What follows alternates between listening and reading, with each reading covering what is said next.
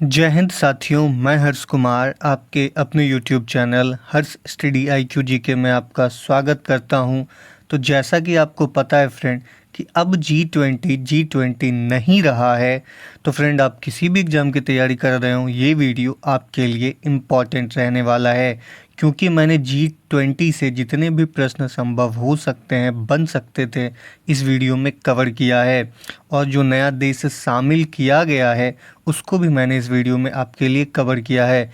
तो फ्रेंड, इस वीडियो को इम्पॉर्टेंट रूप से देखिएगा। अगर वीडियो आपको इन्फॉर्मेटिव लगे तो चैनल को लाइक करके सब्सक्राइब जरूर कीजिएगा। तो चलिए चलते हैं अपने पहले प्रश्न के पास। तो पहला प्रश्न है कि G20 का फुल फॉर्म क्या होता है, मतलब G20 का मतलब क्या होता है। तो फ्रेंड, G20 का जो फुल फॉर्म होता है उसे हम लोग बोलते हैं group of 20। Group of 20 nation को हम लोग G20 के नाम से संबोधित करते हैं। नेक्स्ट है, G20 की स्थापना किस वर्ष की गई थी। तो जैसे पता है आपको फ्रेंड कि G20 मतलब ग्रुप ऑफ 20 नेशन। तो G20 की जो स्थापना है वो किया गया था 1999 में। 1999 में G20 की स्थापना की गई थी। तो आपको बता दें कि G20 की जो स्थापना है वो 1999 में एशियाई वित्तीय संकट के बाद वित्त मंत्रियों और केंद्रीय बैंकों के गवर्नर, तो याद रखिएगा फ्रेंड कि शुरुआत में ये बैठक जो है वित्त मंत्री और केंद्रीय बैंक के गवर्नर के लिए वैश्विक आर्थिक और वित्तीय मुद्दों पर चर्चा के लिए एक मंच के रूप में स्थापित की गई थी। मतलब शुरुआत में वित्त मंत्री और केंद्रीय बैंक के गवर्नर ही इसके बैठक में बैठा करते थे। लेकिन 2008 में दुनिया में भयानक मंदी का सामना किया था, यानी 2008 में बहुत ही बड़ा मंदी आया था। इसके बाद इसे शीर्ष नेताओं के संगठन में तब्दील कर दिया गया। इसके बाद यह तय किया गया कि साल में एक बार G20 राष्ट्रों के नेताओं की बैठक की जाएगी। यानी ये 2008 के बाद नेताओं का बैठक के रूप में होने लगा, लेकिन उससे पहले यह केंद्रीय बैंकों के गवर्नर और वित्त मंत्रियों का बैठक हुआ करता था। ये इम्पॉर्टेंट रूप से आप याद रखिएगा। नेक्स्ट है कि G20 का मुख्यालय यानी कि सचिवालय कहाँ स्थित है। तो फ्रेंड, आपको जान के हैरानी होगी कि G20 का कोई मुख्यालय नहीं है, कोई सचिवालय नहीं है। तो आप इसे इम्पॉर्टेंट रूप से याद रखिएगा। अगला प्रश्न है, G20 में कितने सदस्य देश शामिल है, यानी कितने सदस्य शामिल है। तो फ्रेंड, G20 में सदस्य देश हैं 19, यानी कि 19 तो देश हैं, और एक यूरोपीय यूनियन जिसे हम लोग EU के नाम से जानते हैं, और एक है अफ्रीकन यूनियन जो कि कल शामिल किया गया, यानी कि 9 तारीख को शामिल किया गया, जिसे हम लोग अफ्रीकन यूनियन के नाम से शामिल जानते हैं। तो फ्रेंड, ये अफ्रीकन यूनियन का फ्लैग है, और यहाँ पे एक छोटा सा, यहाँ पे आप देख रहे हो, ये यूरोपीय यूनियन का फ्लैग है। तो अब ये G20 हो सकता है भविष्य में कि G21 कहलाए। अभी तक इसकी आधिकारिक घोषणा तो नहीं की गई है।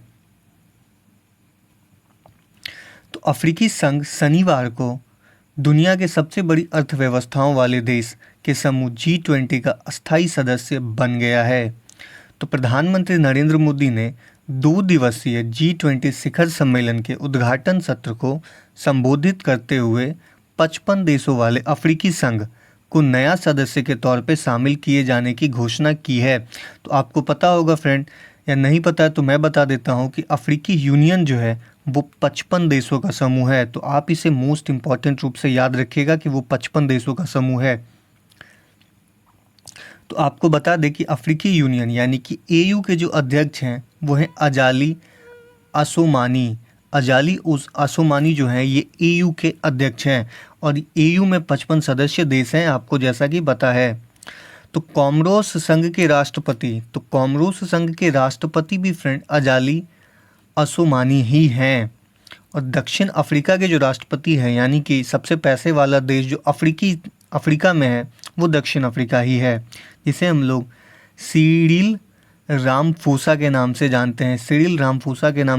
जो कि दक्षिण अफ्रीका के राष्ट्रपति हैं।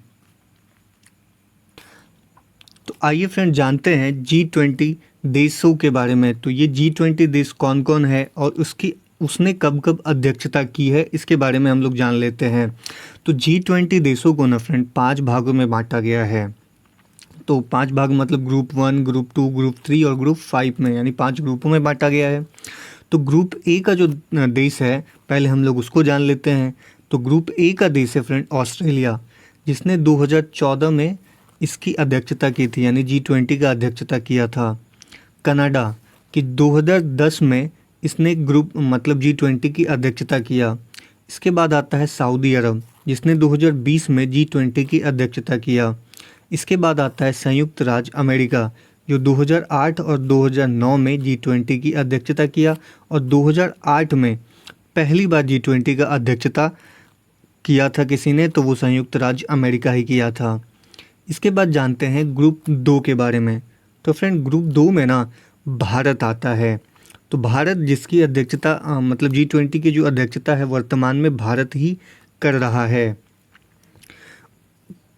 रूस जो कि 2013 में अध्यक्षता कर चुका है। तुर्की 2015 में ये अध्यक्षता कर चुका है। दक्षिण अफ्रीका जो 2025 में अध्यक्षता करेगा, अभी किया नहीं है फ्रेंड, ये 2025 में इसकी अध्यक्षता करेगा। आइए जानते हैं ग्रुप 3 के बारे में। तो ग्रुप 3 में रखा गया है अर्जेंटीना को, जो कि 2018 में इसकी अध्यक्षता कर चुका है G20 की। ब्राज़ील जो 2024 में अध्यक्षता करेगा, यानी अगले साल ब्राज़ील ही इसकी अध्यक्षता करेगा G20 नेशनों की। मेक्सिको 2012 में अध्यक्षता कर चुका है। फिर आता है ग्रुप 4। ग्रुप 4 में फ्रांस जो 2011 में अध्यक्षता कर चुका है। जर्मनी 2017 में अध्यक्षता किया था। इटली 2021 में अध्यक्षता किया। यूनाइटेड किंगडम, तो फ्रेंड यूनाइटेड किंगडम जो है 2009 में अध्यक्षता किया था। तो 2009 में 2 बार, यानी कि 2 नेशनों ने अध्यक्षता की थी, एक यूनाइटेड किंगडम और एक संयुक्त राज्य अमेरिका यानी कि US। इसके बाद आता है ग्रुप 5, तो जिसमें इंडोनेशिया है। इंडोनेशिया ने पिछला वाला यानी कि 2022 वाला अध्यक्षता किया था। चीन 2016 में अध्यक्षता किया। जापान 2019 और दक्षिण कोरिया जो कि 2010 में इसकी अध्यक्षता कर चुका है। तो नेक्स्ट प्रश्न बनता है फ्रेंड कि G20 सदस्य में वैश्विक सकल घरेलू उत्पादक यानी GDP का लगभग कितना प्रतिशत है। तो फ्रेंड ये जो G20 नेशन है ये GDP का लगभग 85% हिस्सेदार हैं।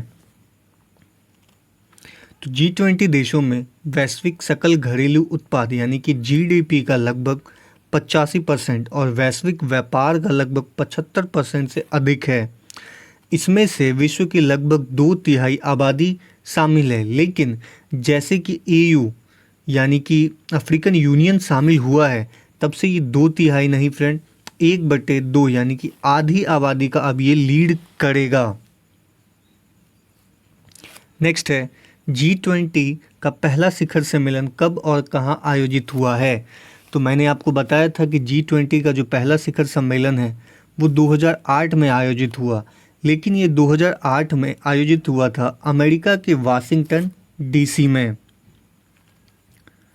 नेक्स्ट है कि 2023 में G20 का कौन सा संस्करण आयोजित किया गया है। तो फ्रेंड G20 का ये 2023 में ये जो संस्करण आयोजित किया गया है ये किया गया है 18वां। तो G20 का यह 18वां संस्करण है, तो आप इसे इम्पॉर्टेंट रूप से याद रखिएगा, जो कि भारत इसका आयोजन कर रहा है। नेक्स्ट है भारत के पास G20 की अध्यक्षता कब से कब तक है। तो भारत के पास फ्रेंड G20 की जो अध्यक्षता है वो है 1 दिसंबर 2022 से 30 नवंबर 2023 तक भारत G20 की अध्यक्षता करेगा। अगला प्रश्न है कि G20 शिखर सम्मेलन 2023 कहाँ आयोजित किया गया है। तो G20 शिखर सम्मेलन 2023 जो है फ्रेंड यह तो भारत में आयोजित किया गया है, भारत के नई दिल्ली में आयोजित किया गया है।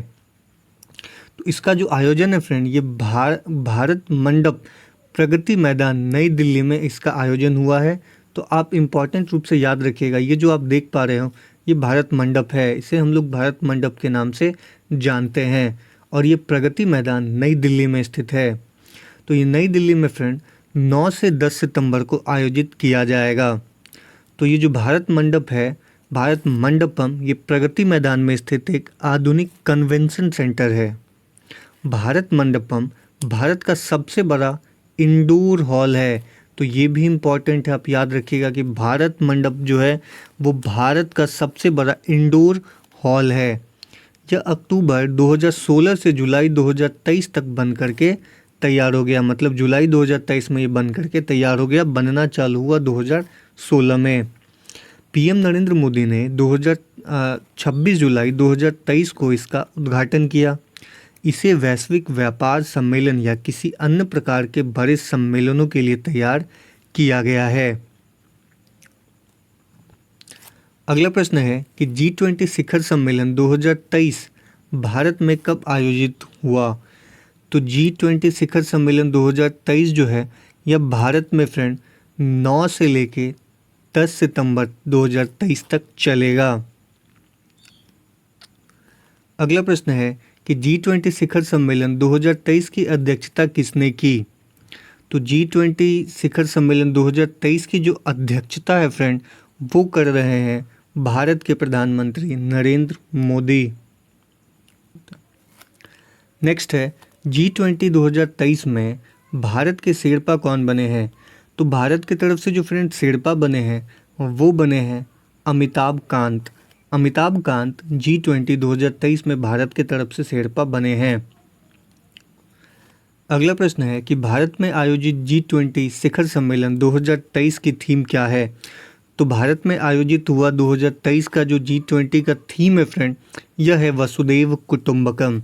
वसुधैव कुटुंबकम एक संस्कृत शब्द है और यूनाइटेड नेशन में संस्कृत को फ्रेंड मान्यता नहीं दिया गया है। तो चाइना के विरोध के कारण इसे इंग्लिश में चेंज किया गया, क्योंकि इंग्लिश वहाँ की आधिकारिक भाषा है। तो इसीलिए वहाँ पे इंग्लिश में लिखा गया वन अर्थ, वन फैमिली और वन फ्यूचर। तो आपको पता होना चाहिए फ्रेंड कि यूनाइटेड नेशन में संस्कृत की मान्यता नहीं दी गई है, मतलब संस्कृत एक आधिकारिक भाषा नहीं है। तो इसीलिए वहाँ पे वन अर्थ, वन फैमिली और वन फ्यूचर दिया गया इंग्लिश में, क्योंकि इंग्लिश वहाँ की आधिकारिक भाषा है। हिंदी में एक परिवार, एक पृथ्वी और एक भविष्य। नेक्स्ट है G20 शिखर सम्मेलन 2023 में कितने अतिथि को बुलाया गया है। तो G20 शिखर सम्मेलन 2023 में फ्रेंड 9 अतिथियों को बुलाया गया है। तो ये 9 देशों के जो अतिथि हैं यानी अतिथि देश हैं वो है Mauritius, Egypt, Bangladesh, Netherland, Nigeria, Oman, Singapore, Spain, संयुक्त अरब अमीरात जिसे हम लोग UAE के नाम से जानते हैं। नेक्स्ट है फ्रेंड कि G20 2023 के ट्राइका कौन से देश शामिल है।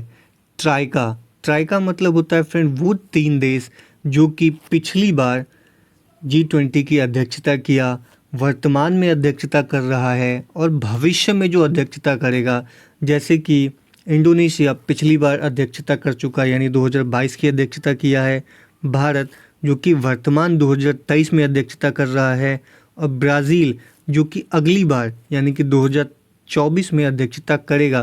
तो फ्रेंड ये ट्राइका देश में शामिल होते हैं।